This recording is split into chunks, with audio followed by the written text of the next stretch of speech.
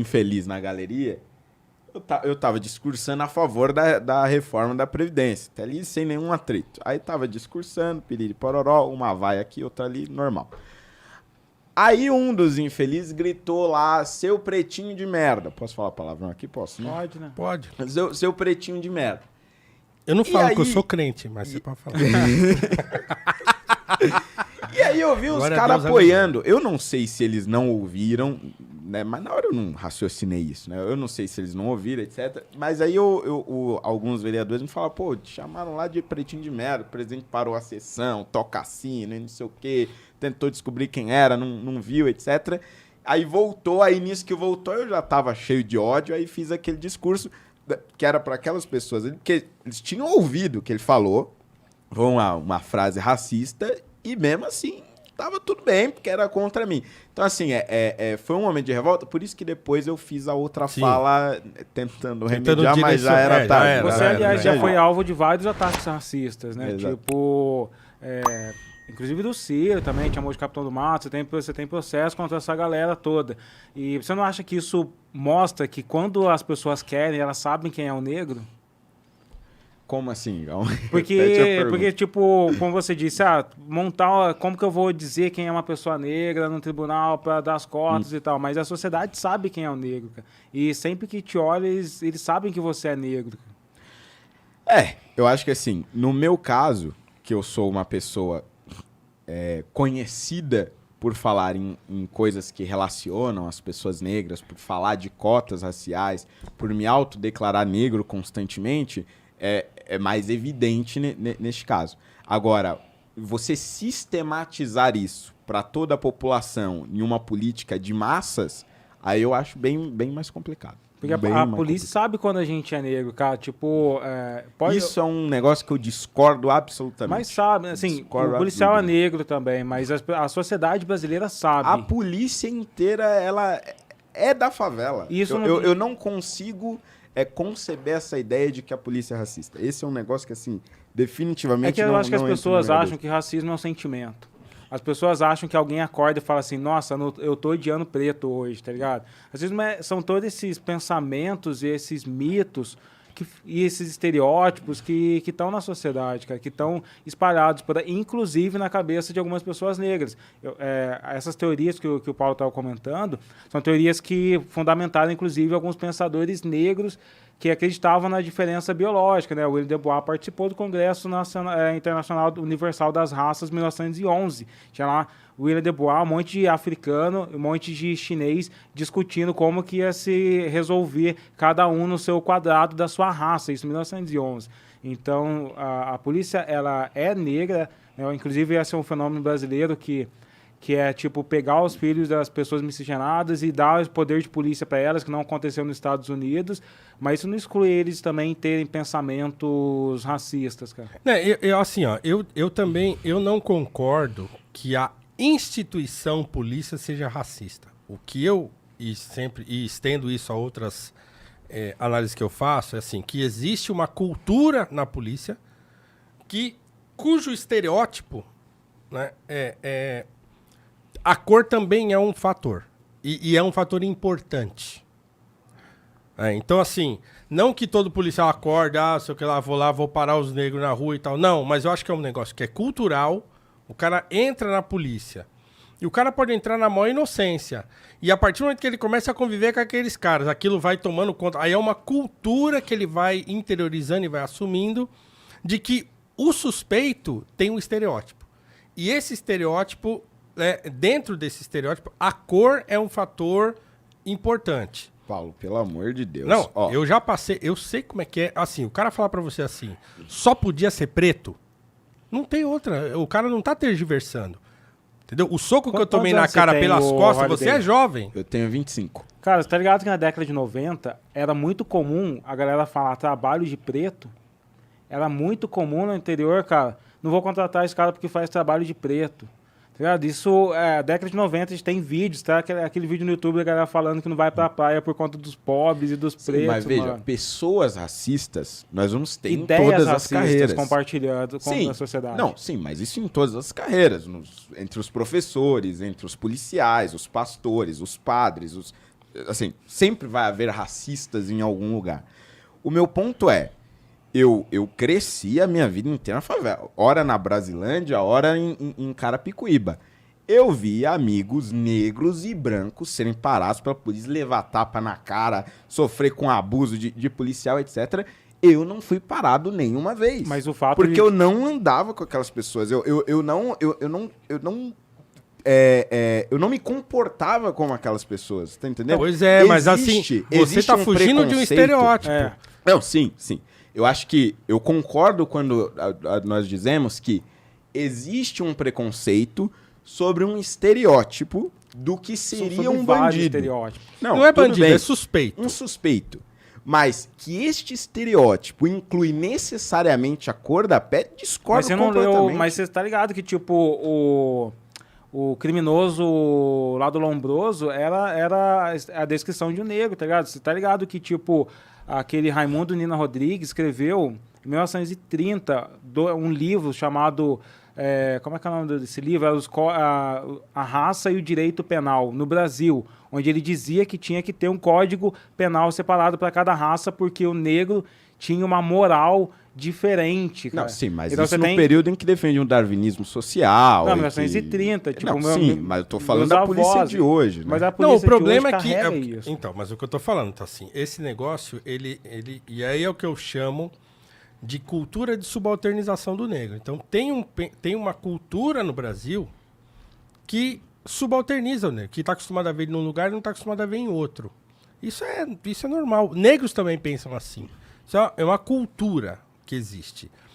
Quando a gente está falando da polícia, então eu acho que ainda dentro da polícia tem uma outra cultura. É igual você falar que um militar chamar o outro de civil. É uma coisa que as Forças Armadas inventaram. Você é civil, eu sou militar. Essa diferenciação não existe. É uma coisa que eles criaram para se diferenciar dos outros. Agora, dentro da cultura, digamos assim, da polícia, tem isso. Né? E assim, acontece. Porque um negócio que está dentro da corporação, é um negócio que é... Eles não aprendem em cartilha. Não é um negócio que aprende em cartilha, mas é um negócio que existe e que ele vai se reproduzindo meio que naturalmente pela própria cultura do negócio. Então o cara começa a enxergar o suspeito como aquele que é de tal lugar. Igual assim, cara, você não vê um policial invadindo uma casa de rico playboy para arrancar o cara de lá de dentro pelo pescoço quando ele tá fazendo uma besteira. Na minha casa já entraram. Minha mãe operada, isso década de 90, que você não era nascido. Os caras entraram na minha casa, porque toda uma confusão lá que teve e tal.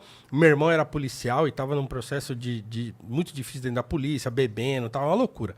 Mas assim, houve uma denúncia por uma confusão dentro de casa, os caras invadiram a minha casa. Com a minha mãe operada, tinha operado da vesícula, na época que ainda cortava, fazer cirurgia de vesícula. Eles invadiram a minha casa, empurraram minha mãe, blá, blá, blá, blá, entendeu? Um negócio que você não vê acontecendo de maneira alguma numa casa de uma pessoa rica do Alphaville. Sim, mas e se você fosse um branco vivendo onde você estivesse vivendo na mesma situação? Eu não morava na favela. Não, eu não morava na favela. Então, morava num sobrado. Num sobrado, num bairro de classe média de periferia. Foi isso. Então, assim, não dá, Fernando, não dá pra gente negar que esse eu não disse que é um componente determinante. Eu disse que é um componente agravante. Então, se você colocar um branco pobre e um negro pobre, o negro pobre, ele terá mais evidência do que o branco pobre. É uma coisa que está na cultura brasileira. Que estavam assaltando um condomínio, simplesmente entrava como se fosse morador do condomínio. Cara, eu não entro em qualquer condomínio, não, cara. Eu fui no condomínio recentemente. Você é conhecido aqui com a sua imagem conhecida, mas se não fosse conhecido, você não chega perto. Quantas vezes eu tentei dar palestra e o segurança não sabia que eu era o palestrante, mano. Então, assim, eu acho um erro que algumas pessoas que tentam criar a ideia de que todo branco tem o ódio ao negro, tá ligado? Não é assim que funciona. Os brancos não querem matar a gente aqui no Brasil só porque somos negros. Do mesmo modo, eu acho um erro a galera não entender que o racismo ele tá por aí, cara. Não é que existe um plano maquiavélico de uma classe dominante, tá ligado? É que existiram algumas histórias, assim como o cristianismo é uma história de 2000 anos, que moldou a nossa sociedade. essas merdas de histórias criadas no século passado, elas não apagaram da nossa cabeça, tá ligado? E que, de certo modo, tem um fundo de verdade nisso. Inclusive, o próprio Florestan fala isso. O Nabucco fala isso numa carta para o Rebouças, que ele fala assim, ó, né, quando teve o golpe republicano, e aí todos os projetos do pós-abolição, eles jogaram tudo fora e tal, e o Nabucco fala pro Rebouças, olha, os negros estão pelas ruas, entrando no vício, entrando na criminalidade. Por quê? Porque não só não tiveram nenhuma assistência, como começaram a ser criminalizados. A lei de vadiagem, que vai surgir depois, lá no começo do século XX, era um negócio desse já, né? E aquela época, que quando eu era criança, ainda na época da ditadura, aquela coisa de você andar com carteira de trabalho e tal, não sei o que lá. Então criou-se toda uma cultura, né, que criminalizava a pessoa da periferia. O cara virava o suspeito porque era da periferia.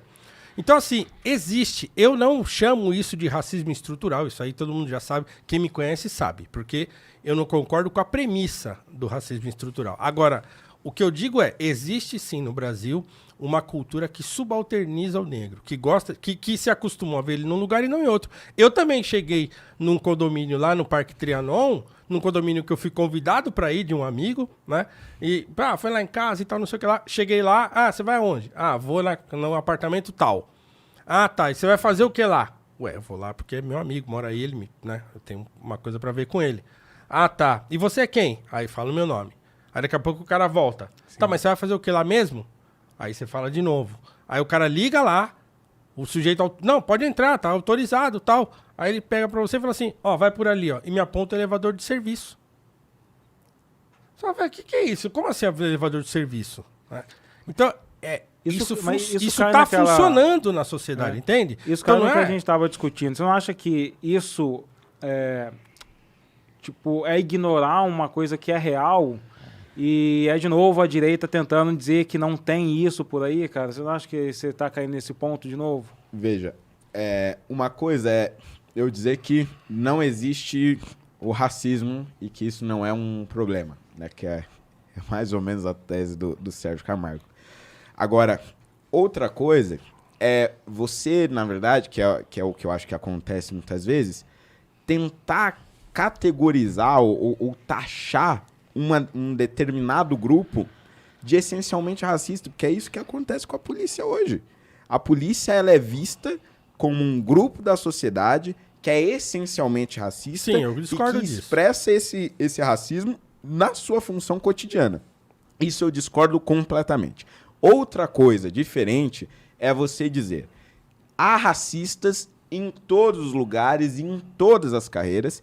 E esse racismo se expressa, aí sim, cotidianamente, de forma sistêmica na nossa convivência cotidiana. Porque eu, por exemplo, nunca fui parado pela polícia. Tá, esse é um ponto. Mas eu, na minha pré-escola, eu acho que eu até contei essa história do Mano Brown, não tenho certeza.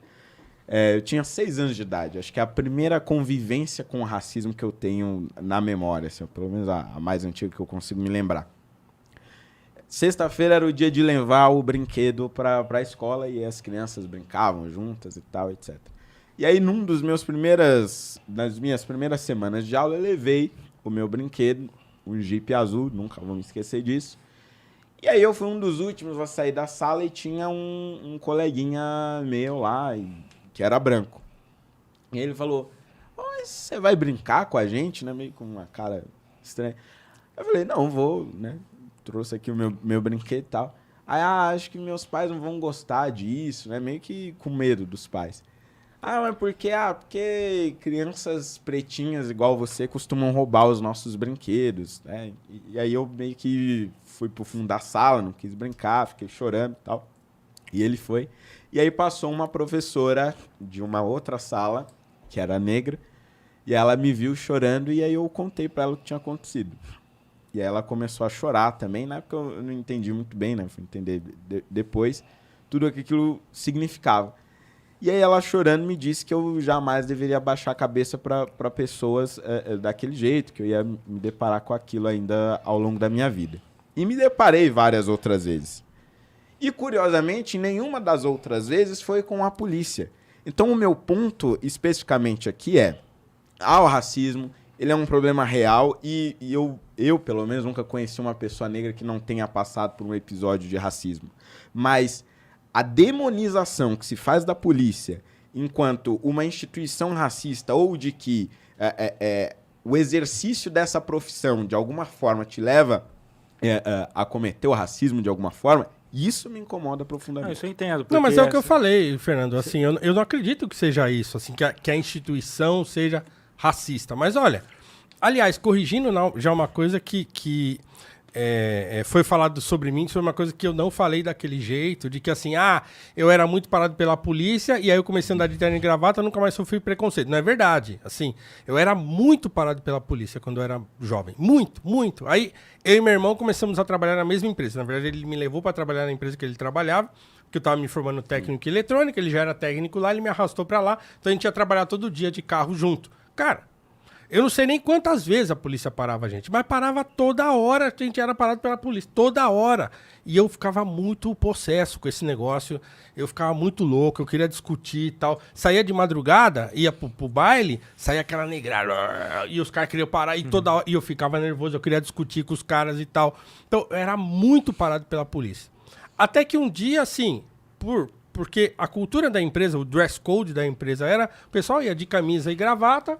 Eu falei, pô, mas legal, vou começar a andar de camisa e gravata também e tal. E aí a polícia não me parou mais, nunca mais se parou. Então, assim, eu não posso dizer que é uma causalidade, mas há uma correlação aí. Então, eu fugi um pouco do estereótipo e aí a polícia já não me via mais como um suspeito, porque aí eu tava de camisa e tava de gravata quando ia trabalhar. Então eu fugi um pouco desse estereótipo. Mas também soma-se a isso o fato de, depois de um tempo, eu parar de sair à noite, né, parar de me expor mais a situações em que a polícia... A região que você frequenta também muda. Exatamente, muda e tal. Então, uma série de fatores aí concorreram para que eu não fosse mais parado pela polícia. Agora, mais uma vez, reforçando, a questão não é a instituição, a questão é a cultura.